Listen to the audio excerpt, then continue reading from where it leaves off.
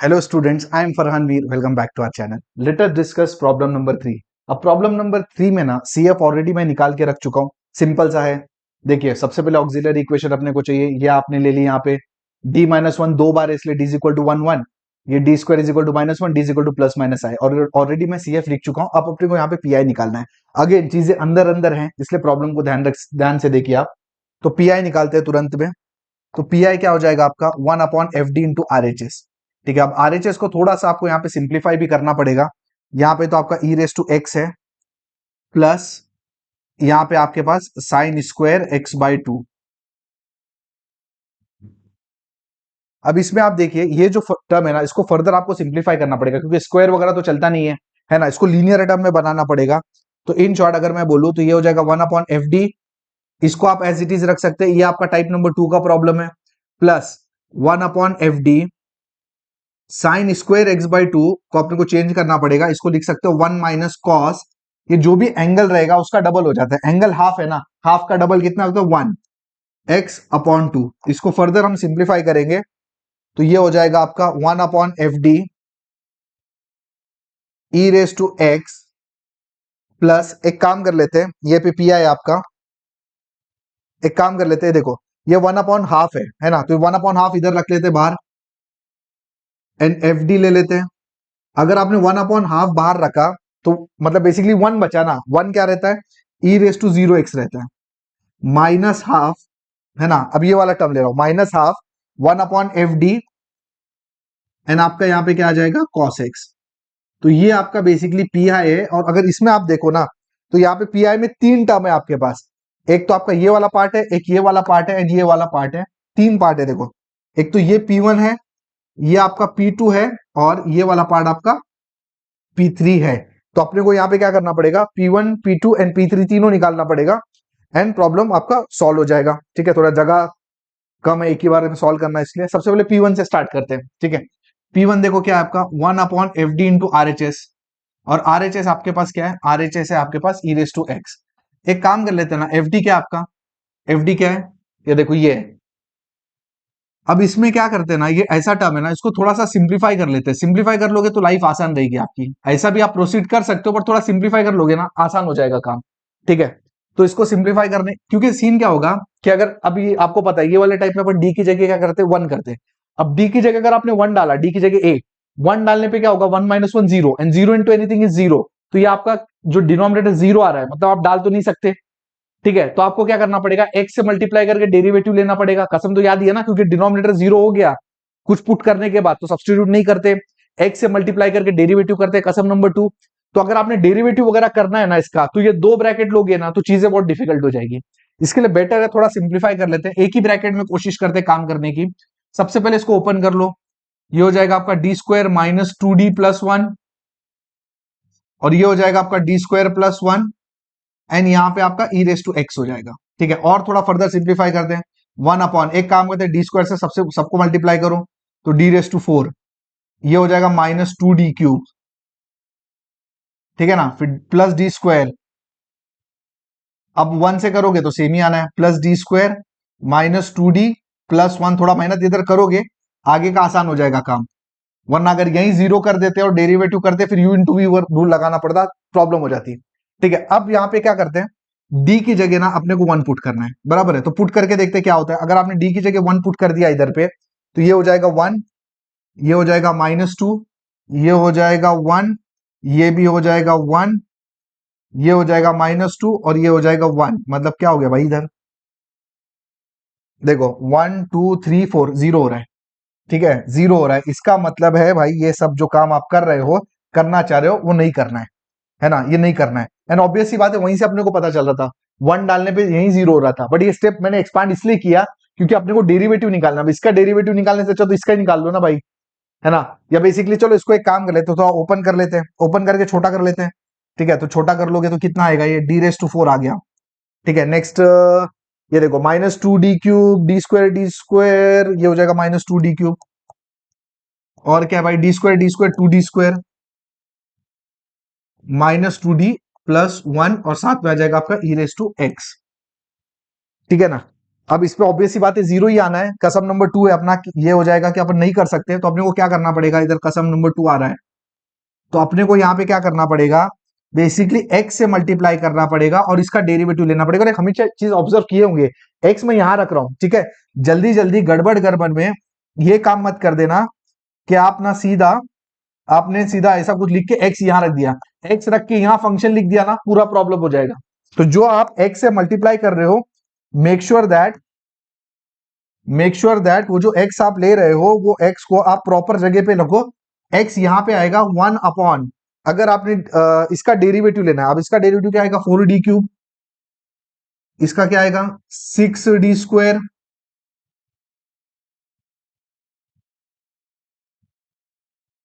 Plus 4d, है ना, यहां पे आएगा -2 and e raise to x. ठीक है, अब प्रॉब्लम क्या होगी पता है, अगर आपने x की जगह 1 डाला तो देखो 4 आएगा, 4 और 4 8 हो जाएगा, एंड ये आपका एक्चुअली माइनस है, ये आपका एक्चुअली माइनस है। ठीक है, तो प्रॉब्लम क्या होगी देखो, 4 और 4 8 एंड -8 अगेन 0 हो जाएगा, मतलब यहाँ पे वही बात है, आप फिर आपको वो कसम लग जाएगी इधर, मतलब फिर एक बार आप यहाँ पे डाल नहीं पाओगे, तो आपको क्या करना पड़ेगा, हमको यहाँ पे क्या करना पड़ेगा पता है, हमको यहाँ पे अगेन एक और x से मल्टीप्लाई करके इसका डेरिवेटिव लेना पड़ेगा, एक और x से मल्टीप्लाई करके इसका डेरिवेटिव लेना पड़ेगा 1 अपॉन,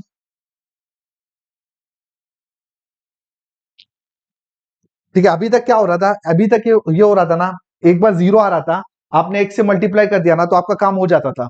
बट यहाँ पे प्रॉब्लम क्या हो रही है, एक बार डेरिवेटिव करने के बाद भी वापस से 0 आ रहा है ना, वापस से 0, इसके लिए अपने को वापस से वो प्रोसेस करना पड़ेगा। तो एक बार आपने x से मल्टीप्लाई किया, फिर एक बार x से मल्टीप्लाई करोगे और फिर एक बार डेरिवेटिव करोगे, ये पहली बार ऐसा हो रहा है। अब तक एक डेरिवेटिव का प्रॉब्लम सॉल्व हो रही थी, बट यहाँ पे एक और बार आ रहा है, तो ठीक है ना भाई, जैसे मैंने बताया सोचना नहीं आगे तक, एक एक स्टेप उठाते जाओ, खुद ब खुद करते जाओ, आंसर आ जाएगा आपका 1 अपॉन, यहाँ पे आपने 1 कर लिया, ठीक है, तो अगर आपने 1 ले लिया यहाँ पे तो क्या आ जाएगा आपका 12d² आ जाएगा ये, है ना, देखो 12d² माइनस 12d,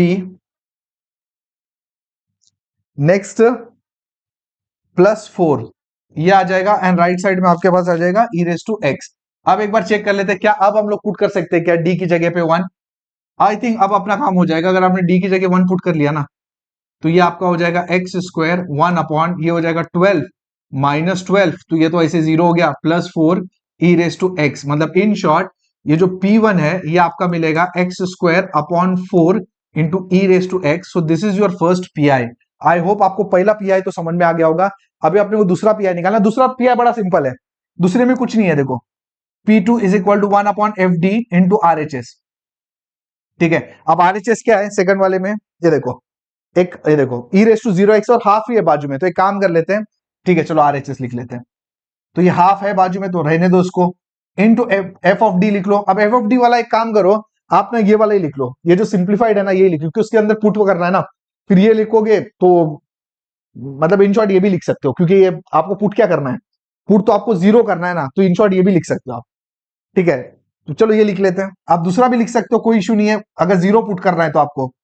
ठीक है,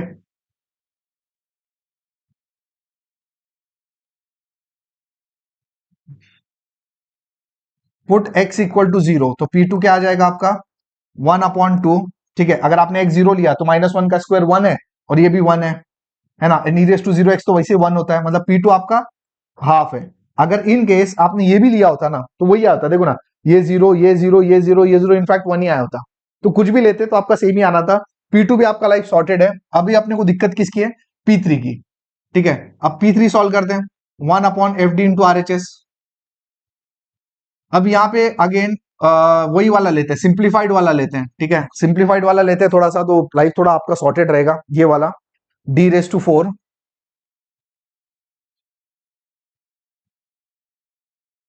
-2d³ plus 2d² -2d plus 1 and साथ में आ जाएगा cos x। ठीक है, अब इसमें d² की जगह आप पुट करते हो -a², मतलब बेसिकली आपको d² की जगह -a² मतलब -1 पुट करना है। ठीक है, अगर आपने d² की जगह -a² पुट कर लिया तो D raise to 4, D raise to 4 क्या रहता है, डी स्क्वायर का स्क्वायर, मतलब इन शॉर्ट क्या हो जाएगा भाई, 1 हो जाएगा। क्यों, क्योंकि -1 का स्क्वायर हो जाएगा बराबर -2। ये डी क्यूब को आप क्या क्या लिख सकते हो, डी स्क्वायर इंटू डी, और डी स्क्वायर कितना है, डी स्क्वायर आपका -1 है इंटू डी, प्लस ये तो 2, डी स्क्वायर का वैल्यू -1 है अपने पास, -2d +1, और यहाँ पे cos x तो एज इट इज है आपके पास ऊपर। ठीक है, तो अगर इसको आप फर्दर सॉल्व करोगे तो ये क्या बनेगा, 1/1 plus 2d -2 -2d +1 and cos x। और अगर आप ऐसा देखते हो ना तो ये देखो, ये गया एंड पूरा की पूरा केस हो गया आपका 0। मतलब बेसिकली डिनोमिनेटर में अगर 0 आ रहा है तो अपने को नहीं पुट करना चाहिए। तो अपन क्या करेंगे, ये सब स्टेप अपने खारिज हो गए यहाँ पे। तो क्या करना चाहिए था, इसका x से मल्टीप्लाई करके इसका अपने को डेरिवेटिव करना चाहिए था। ठीक है, प्रॉब्लम थोड़ा लंबा है लेकिन वही बात आप समझो ना, स्टेप बाय स्टेप है, सॉल्व करोगे तो काम हो जाएगा। ठीक है, तो आप क्या करोगे, x से मल्टीप्लाई करोगे एंड इसका डेरिवेटिव ले लोगे। डेरिवेटिव क्या आएगा, 4d³ -6d² + 4d -2 and cos x। ठीक है, अगेन एक बार ट्राई कर लेते हैं, क्या पता वापस 0 आ जाएगा। वापस 0 आएगा तो फिर एक बार x से मल्टीप्लाई करके डेरिवेटिव करना पड़ेगा। डी स्क्वायर की जगह आप क्या करोगे, डी स्क्वायर की जगह -1, बराबर है ना। अगर डी स्क्वायर की जगह -1 आपने किया तो ये क्या होगा, देखो अभी डी क्यूब है, डी क्यूब मतलब डी स्क्वायर इंटू डी, तो ये हो जाएगा 4 into D square, D square तो -1 है, इंटू डी -6, डी स्क्वायर तो आपका -1 है, प्लस 4d -2, और यहां पे आ गया आपका cos x।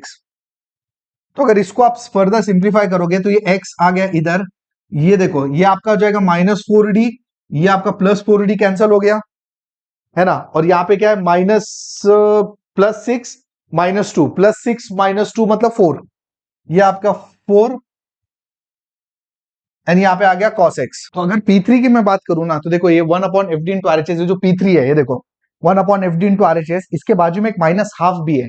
मतलब इन शॉर्ट अगर मैं पूरा P3 निकालने बोलूं आपको तो -12 के साथ करोगे तो -x/8, एक्चुअली इधर जगह ही नहीं बचा अपने पास, एक मिनट।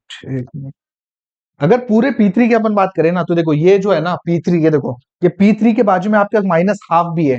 तो अगर -12 से इसको मल्टीप्लाई कर देते हो ना तो मतलब बेसिकली पूरा जो P3 है वो आपका बनेगा -x/8 इंटू cos x। तो ये हो गया आपका P3। अब एक काम करते हैं, तीनों P1 P2 P3 को लिख के फाइनली PI कंप्लीट करते हैं। सो P = P1 P2 P3, ये आपका आंसर आ गया। And what is your final solution, y = CF + PI। तो ये आपका आंसर है। CF ऑलरेडी और PI दोनों को जोड़ के लिख दोगे तो ये आपका रिक्वायर्ड सॉल्यूशन आ जाएगा। तो ये एक तरीके से ये प्रॉब्लम हम सॉल्व कर रहे हैं। एक और मेथड से ना नेक्स्ट वीडियो में मैं ये सेम प्रॉब्लम आपको सॉल्व करा के दे रहा हूं। अब इसमें हम लोग क्या कर रहे हैं मालूम है, इसको ना एक्सपांड नहीं करने वाले। ये देखो इसको एक्सपांड आपने कर दिया तो सिंपल तरीके से सॉल्व होता है। इसको मैं एक्सपांड नहीं करने वाला नेक्स्ट वीडियो में, और प्रॉब्लम थोड़ा सा छोटा हो जाएगा लेकिन कुछ चीजें और याद रखनी पड़ जाएगी। तो वो प्रॉब्लम भी आप देखो और दोनों तरीके से आप प्रॉब्लम समझने की कोशिश करो, और जो तरीका आपको ठीक लगता है उससे आप इस प्रॉब्लम को सॉल्व कर सकते हो। तो मिलते हैं अगले वीडियो में।